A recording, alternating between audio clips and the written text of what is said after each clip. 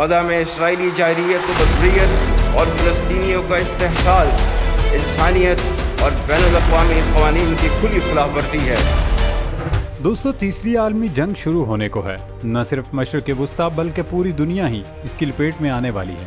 پاکستان بھی نہ چاہتے ہوئے غزہ کی جنگ میں کود پڑا ہے۔ کل یوم دفاع کی مرکزی تقریب سے خطاب میں پاک فوج کے سالار اعلیٰ جنرل سید عاصم منیر نے دو ٹوک الفاظ میں اسرائیل کے خلاف اعلان جنگ کر دیا ہے۔ اسرائیل میں اس وقت کھلبلی مچ چکی ہے، اسے سمجھ نہیں آ رہی کہ اب کیا کرے، کیونکہ پاکستان ایک باقاعدہ جوہری ریاست ہے اور اس کے آرمی چیف کی جانب سے دیا گیا بیان ایک انتہائی معنی خیز ہے۔ ایک اور ڈیولپمنٹ آپ کے ساتھ شیئر کریں کہ امریکہ کی جانب سے بار بار مذاکرات کے لیے دباؤ ڈالنے کا نتن یاہو نے انوکھے طریقے سے جواب دیا۔ اسرائیل نے امریکی صدر جو بائیڈن اور وزیر خارجہ انٹونی بلنکن کو ایک لاش تحفے میں بھیج دی ہے۔ یہ لاش کس کی ہے اور امریکہ میں اس پر کیوں غم و غصہ اور اشتعال پایا جا رہا ہے، یہ آپ کو آگے چل کر تفصیل سے بتائیں گے۔ لبنانی تنظیم حزب اللہ نے اسرائیل پر ایک اور کاری وار کیا ہے۔ صہیونی فوج سمجھ نہیں پا رہی کہ حزب اللہ کے پاس ایسی ٹیکنالوجی کہاں سے آ گئی کہ وہ ہمیں ہمارے گھر میں گھس کر نشانہ بنا رہی ہے۔ رات گئے لبنان نے ایک بار پھر اسرائیل پر راکٹوں کی بارش کر دی۔ صہیونی فوج کے پورے ملٹری اڈے کو اڑا دیا۔ اسرائیل میں ہونے والے حالیہ سروے میں عوام نے وزیر اعظم نتن یاہو پر عدم اعتماد کر دیا ہے۔ لوگوں نے کہا کہ نتن یاہو صرف ہمیں بیوقوف بنا کر اپنے اقتدار کی مدت کو بڑھا رہے ہیں۔ ایک اور اہم پیش رفت آپ کے ساتھ شیئر کریں کہ یوکرین کی چین سے JF-17 تھنڈر خریدنے کی دھمکی کام کر گئی ہے۔ امریکہ اور اس کے اتحادی لائن پر آ گئے ہیں۔ امریکہ نے یوکرین کو منانے کے لیے اپنے اعلیٰ سطح کے وفد کو کیف بھیج دیا۔ اس وقت اسرائیلی عوام ایک سال کی طویل صبر آزما اور تھکا دینے والی جنگ سے تنگ آ چکے ہیں۔ لوگوں کی جانب سے اسرائیلی حکومت سے مطالبہ کیا جا رہا ہے کہ وہ جلد از جلد غزہ میں جنگ بند کریں، یرغمالیوں کی تل ابیب واپسی یقینی بنائیں تاکہ ہم سکون سے رہ سکیں۔ اسرائیل کے عوام بھی نتن یاہو کے فلاڈیلفیا راہداری میں فوج موجود رکھنے کے مطالبات کی حمایت نہیں کر رہے۔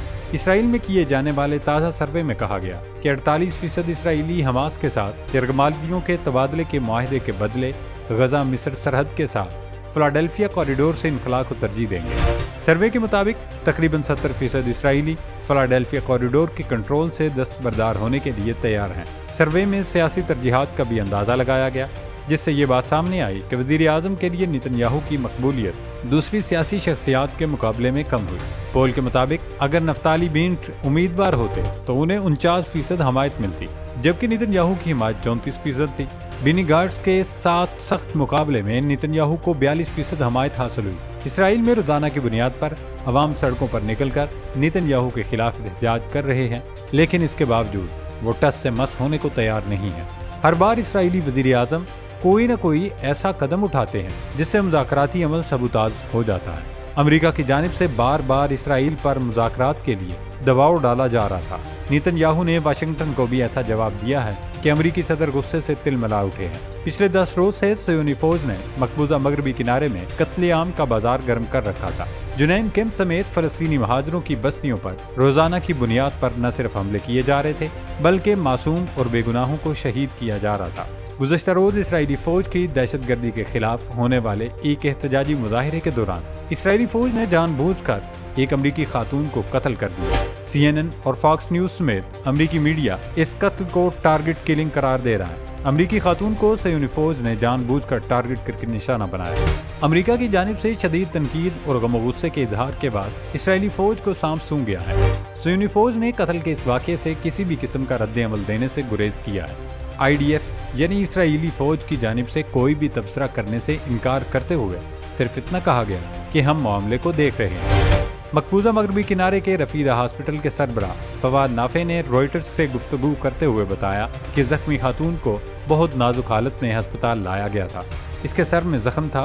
ہم نے اسے بچانے کی ہر ممکن کوشش کی اور سرجری بھی کی، لیکن بدقسمتی سے ہم ان کی جان نہ بچا سکے۔ اب دیکھنا ہے کہ امریکہ کو للکارنے اور جواب دینے والے نتن یاہو کو واشنگٹن کی جانب سے کیا جواب دیا جاتا ہے۔ دوستو، لبنانی تنظیم حزب اللہ نے ایک بار پھر اسرائیلی فوج پر حملہ کر دیا ہے۔ حزب اللہ نے میزائلوں، راکٹوں اور ڈرون سے اسرائیلی فوجی اڈے کی اینٹ سے اینٹ بجا ڈالی۔ جنوبی لبنان سے شمالی مقبوضہ فلسطین کی المطلع کالونی کی جانب 3 اینٹی بختر بند میزائل فائر کیے گئے۔ صہیونی حکومت کے ریڈیو نے صرف چند گھروں کو نقصان پہنچنے کی تصدیق کی ہے، جبکہ حزب اللہ کی جانب سے میزائل حملے کی ویڈیو بھی جاری کر دی گئی ہے، جس میں دیکھا جا سکتا ہے میزائل داغے جانے کے بعد عمارت نہ صرف ملبے کے ڈھیر میں تبدیل ہو گئی بلکہ کافی دیر تک بلڈنگ سے دھواں اٹھتا رہا۔ الجزیرہ ٹی وی نے بھی رپورٹ دی ہے کہ شیبہ فارمز میں صہیونی حکومت کے 2 فوجی اڈوں اور کف شعبہ مقبوضہ ٹیلوں پر حزب اللہ نے میزائل حملے کیے ہیں۔ ان حملوں میں بڑے پیمانے پر نقصان کی اطلاعات ہیں۔